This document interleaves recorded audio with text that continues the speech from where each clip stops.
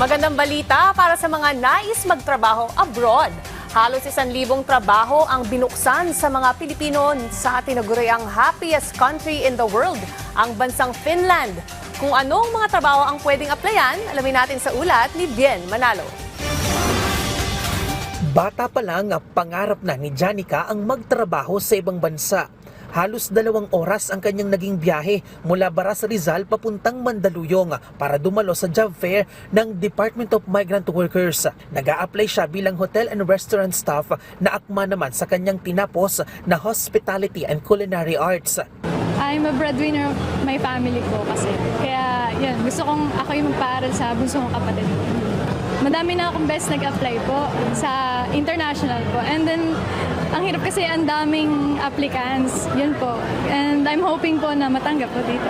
Mula Bawang La Union, lumuwas pa ng Manila si Ryan Ligo para pumunta sa job fair. Nag-a-apply siya ulit bilang welder.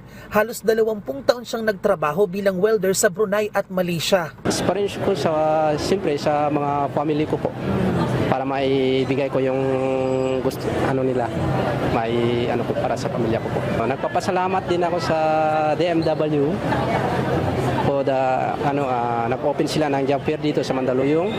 Ilan lang sina Janica at Ryan sa mahigit 1,000 aplikanteng dumagsa sa Philippines-Finland Friendship Week Job Fair ng Department of Migrant Workers ngayong araw sa isang mall sa Mandaluyong.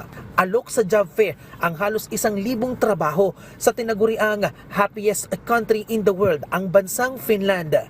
Kabilang sa mga hinahanap ay skilled workers gaya ng welders, CNC machinists, factory workers, restaurant staff, cleaners at iba pa.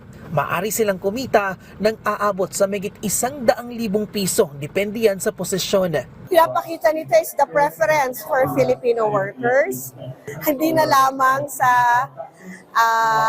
ating traditional markets, maraming oportunidad ang nagbubukas sa ibang markets, sa ibang workplaces. Ayon sa DMW, walang sisingiling placement fee at wala ring salary deduction. Kinakailangan din munang sumailalim sa 6 na buwang language training na Finnish ang mga mapipiling aplikante. Advantage sa hiring process ang work experience sa posisyon na ina-applyan.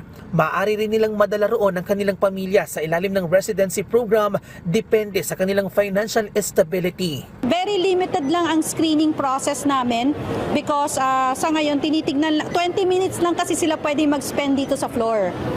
Sa tala ng DMW, aabot sa 15,000 Pilipino ang kasalukuyang naninirahan sa Finland. Higit 5,000 rito ang nagtatrabaho roon na karamihan ay nasa healthcare sector at manufacture at service industry.